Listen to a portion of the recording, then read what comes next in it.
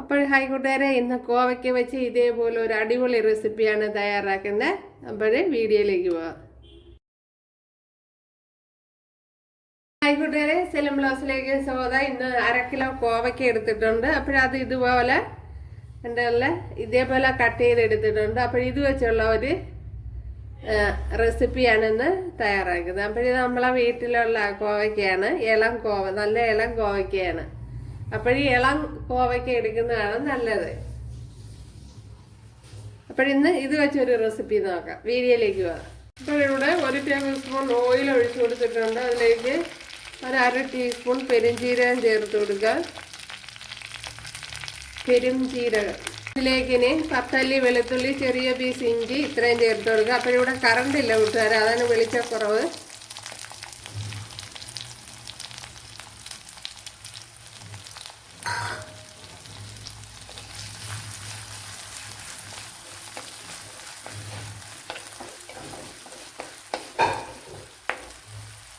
ഇനി ഇതിലേക്ക് ശകലം കറി ലീവ്സ് ചേർത്ത് കൊടുക്കുക.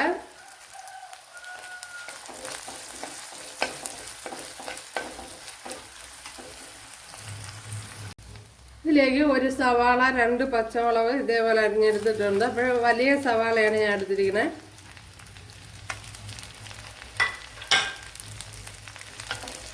ഇതൊന്ന് വഴറ്റി കൊടുക്കുക.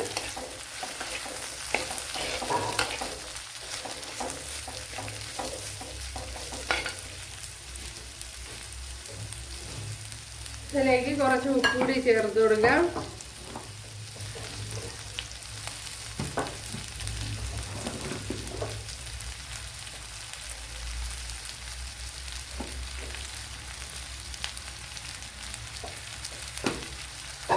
അപ്പോഴിതിലേക്ക് നമ്മുടെ കോവയ്ക്ക തട്ടിക്കൊടുക്കാം.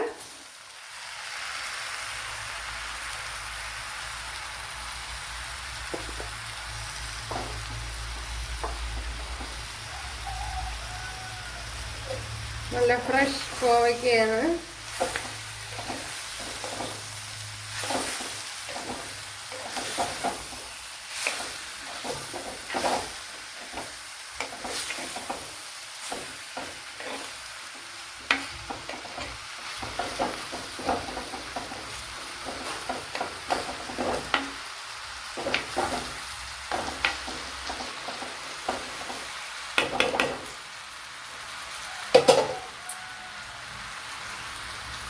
അടച്ചു കൊടുക്കാൻ.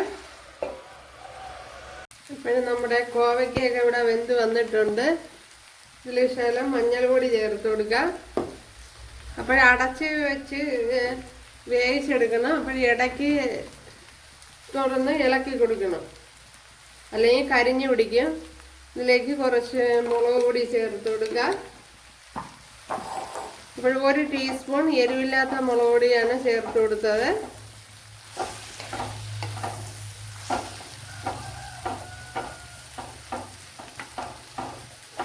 നല്ലപോലെ അടച്ച് ആവിയിൽ തന്നെ വേവിച്ചെടുക്കണം. ഞാൻ വെള്ളമൊന്നും ചേർത്ത് കൊടുത്തിട്ടില്ല.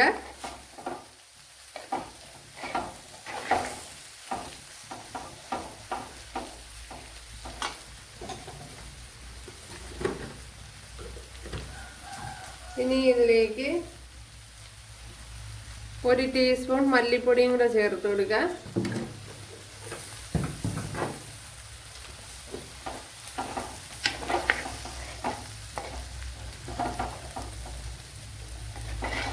മല്ലിപ്പൊടി ചേർത്ത് കൊടുത്ത് നല്ലതുപോലെ ഒന്ന് വഴട്ടിയെടുക്കണം.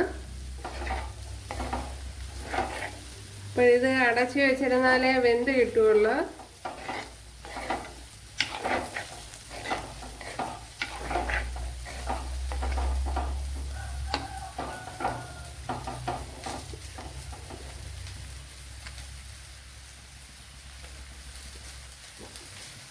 ഇനി ഇതിലേക്ക് ഞാൻ കുറച്ച് തേങ്ങ എടുത്തിട്ടുണ്ട്. അതിൻ്റെ 2ാം പാൽ ഒഴിച്ചു കൊടുക്കുക. അപ്പോൾ 1 പിടി തേങ്ങ എടുത്ത് അടിച്ചെടുത്തതാണ്. അപ്പോൾ ഇതിൻ്റെ 2ാം പാൽ ചേർത്ത് കൊടുക്കുക.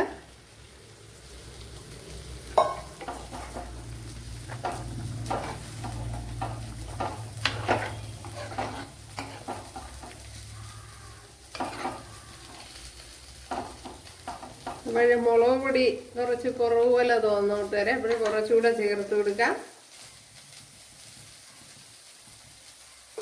അപ്പോൾ 1 ടേബിൾ സ്പൂൺ ചേർത്ത് കൊടുത്തിട്ടുണ്ട്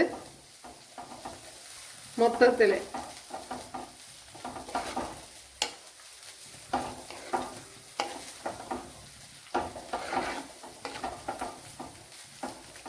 അപ്പോൾ ഈ അവസരത്തിൽ ഉപ്പൊക്കെ ഇല്ലെങ്കിൽ ഉപ്പ് ചേർത്ത് കൊടുക്കണം.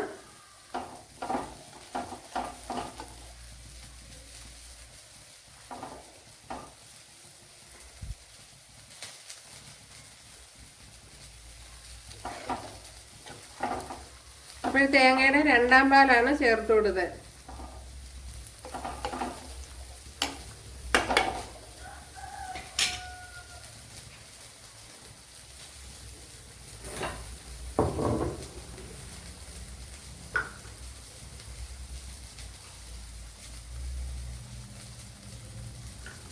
ഇതിനി ഒന്ന് അടച്ചു കൊടുക്കാം.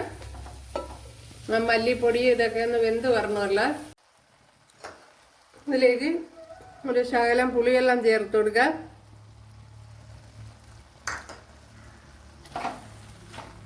കോവയ്ക്ക നല്ലതുപോലെ വെന്തതിന് ശേഷം വേണം പുളിവെള്ളം ചേർത്ത് കൊടുക്കാൻ, അല്ലെങ്കിൽ കോവയ്ക്ക വെന്ത് കിട്ടില്ല.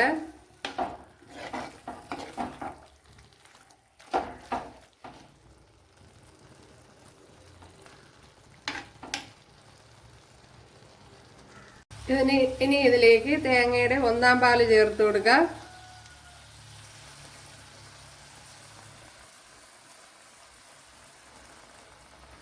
ഒരു 1/2 ഗ്ലാസ് വരും.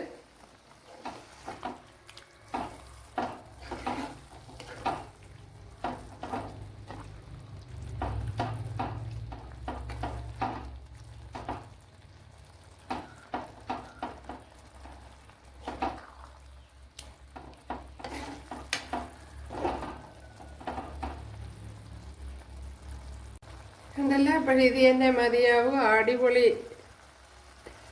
കറിയാണ്, സൂപ്പർ ടേസ്റ്റുമാണ്. ഉണ്ടല്ലേ.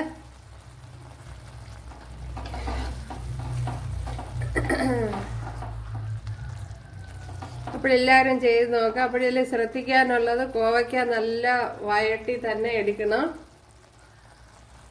നമ്മുടെ കോവയ്ക്ക കറി ഉണ്ടല്ലോ കൂട്ടുകാരെ,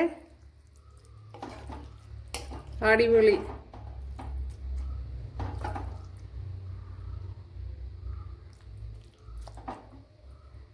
അപ്പോഴും നമ്മുടെ കോവയ്ക്ക കറി ഉണ്ടല്ലോ കൂട്ടുകാരെ. അപ്പോൾ ഇതേപോലെ തയ്യാറാക്കിയിട്ടില്ലെങ്കിൽ ഒന്ന് തയ്യാറാക്കി നോക്കുക. അടിപൊളി റെസിപ്പിയാണ്. അപ്പോൾ കൂട്ടുകാർക്ക് ഇഷ്ടമായാലൊന്ന് സബ്സ്ക്രൈബ് ചെയ്ത് സപ്പോർട്ട് ചെയ്യുക. അപ്പോൾ അടുത്തൊരു വീഡിയോ ആയിട്ട് കാണാമെന്ന് പറഞ്ഞുകൊണ്ട് എല്ലാവർക്കും താങ്ക്സ്.